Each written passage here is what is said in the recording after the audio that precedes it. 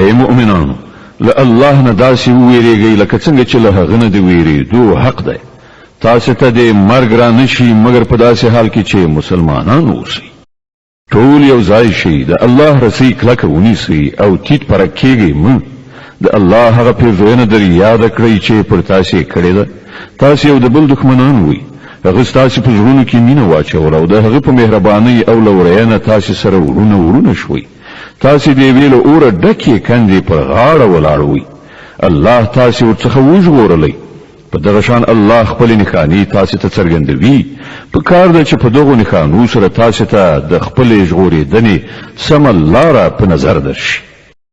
په تاسې کې باید څه خلک ارومرو داسې وي چې د نیکۍ لوري ته بلنه وکړي، په ښو امر وکړي او له بدو منع وکړي. کوم خلک چې دا کار وکړي همغوی به بریالي شي. پام کوئ تاسې هغو خلکو غوندې نشئ چې په ډلو ویشل شول او له روښانه څرګندو لارښودنو میندلو نه وروسته بیرته په شخړو کې اخته شول. چا چې دا چلند غوره کړی دی هغوی به په هغه ورځ سخته سزا ومومي چې هلته به څه خلک سرخوروي وي او څه تور مخي. د چا چې مخونه تور وي هغو ته به وویل شي چې د ایمان د نعمت له میندلو وروسته هم تاسې د کفر چلند غوره کړ. ښه ده نو اوس د نعمت د ناشکرۍ په بدله کې د عذاب خوند وڅکئ.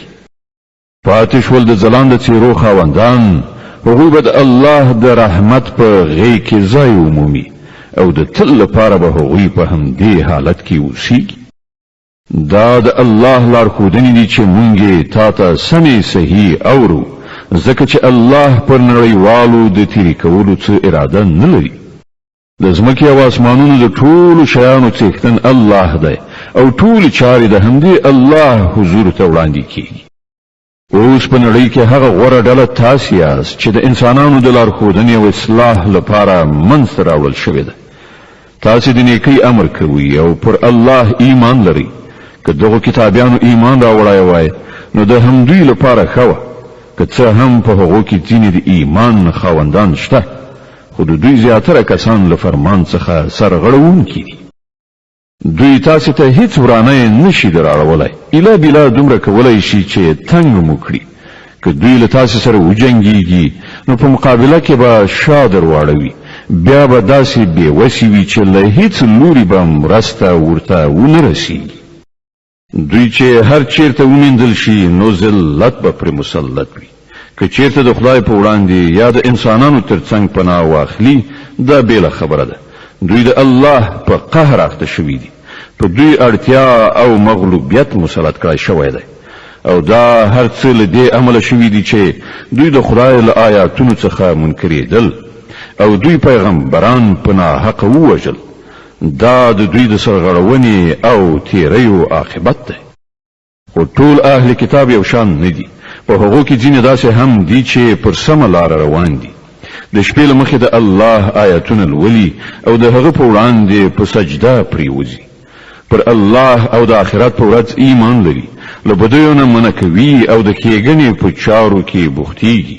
دوی صالحان دي او دوی چې هر څه نیکي وکړي د هغې بې قدري به ونه شي. الله پرهیزګاران ډېر ښه پېژني. پاتې شول هغه خلک چې هغو د کفر چلند غوره کړی دی، نو د الله په مقابله کې به نه د هغو شتمني څه په درد وخوري نه اولاد. هغوی دوزخ ته ورتلونکي دي او په همغه اور کې به د تل لپاره استوګنه لري. څه شی چې هغوی په خپل دغه دنیوي ژوندانه کې مصرفوي د هغه لګښت مثال د هغه باد په څیر دی چې په هغه کې بړبړکۍ وي او هغه د هغو خلکو په فصلونو والوزي چې هغو خپله پر خپل ځان ظلم کړی دی او هغه تباه او برباد کړي. الله پر هغو ظلم نه دی کړی، په حقیقت کې هغوی خپله پر خپل ځان ظلم کوي. ای مؤمنانو، د خپلې ټولنې له وګړو نه پرته نورو سره خپل رازونه مه وایئ. هغوی ستاسې د ورکاوي له هیڅ یو فرصت څخه ګټه اخیستل له لاسه نه ورکوي.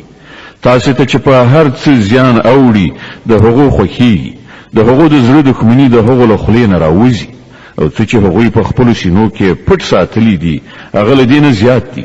مونږ تاسو ته په ډاګه څرګند لارښودنې کړې دي که تاسو پوهه لرئ نو له هغو سره به په ارتباط ساتنه کې له پاملرنې څخه کار واخلئ. تاسو له هغو سره مینه کوئ، هغوی له تاسو سره مینه نه لري.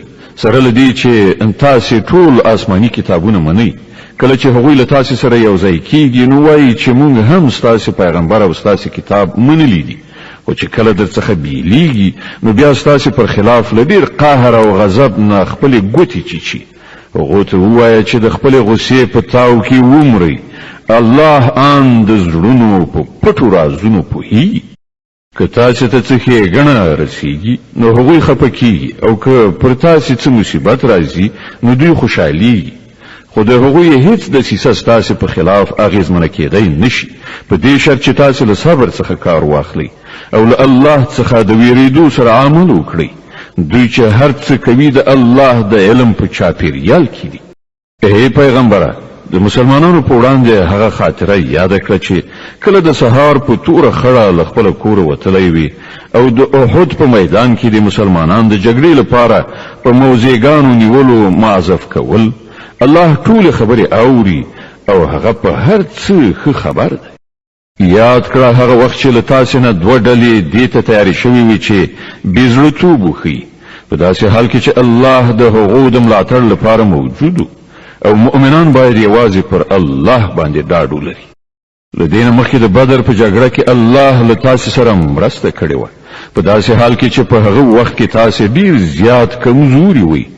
نو اوس پر تاسو دا لازمه ده چې د الله له ناشکرۍ ځان وژغورئ، ایله ده چې اوس تاسو شکر وباسئ. یاد کړه هغه وخت چې تا مؤمنانو ته ویل آیا تاسو ته دا کافي نه ده چې الله د 3,000 پریښتو پر علیګلو در سره مرسته وکړي؟ دا خبره الله د دې لپاره درته کړې ده چې تاسو خوشحاله شئ او ستاسو زړونه ډاډه شي. برلاسي او مرسته هر څه چې دی د هغه الله لخوا دی چې ډېر زورور او پوه لیدونکی دی، او دا مرسته به هغه د دې لپاره در سره وکړي تر څو چې د کفر په لاره د تلونکو یو مټ غوڅ کړئ، یا هغو ته داسې رسوا کوونکې ماتې ورکړئ چې هغوی ناکام خړسترګي بیرته ستا نشي. ای پیغمبره، د فیصلې په واکمنۍ کې ستا څه برخه نشته. د الله واک دی، که یې خوښه شي وبه یې بخي، که وغواړي په سزا به یې ورسوي، ځکه چې هغوی تیری کوونکي دي. په اسمانونو او ځمکه کې چې هر څه دي د هغو څښتن الله دی. چاته یې چې خوښه شي بخښنه کوي او چاته یې چې خوښه شي عذاب ورکوي. هغه بخښونکی او مهربان دی.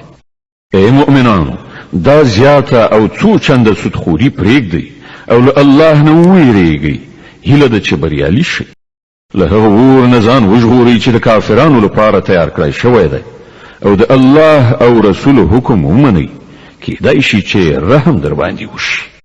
پر هغه لاره په منډه منډه وځغلئ چې ستاسو د پروردګار د بخښنې او د هغه د جنت خوا ته تللې ده چې هغه لکه د ځمکې او اسمانونو په شان پراخ دی، او هغه د هغو له خدایه ویریدونکو خلکو لپاره تیار کړی شوی دی چې د بېوزلۍ او بډایۍ په دواړو حالتونو کې مال مصرفوي، غوسه خوري او د نورو لنډپاري بخي.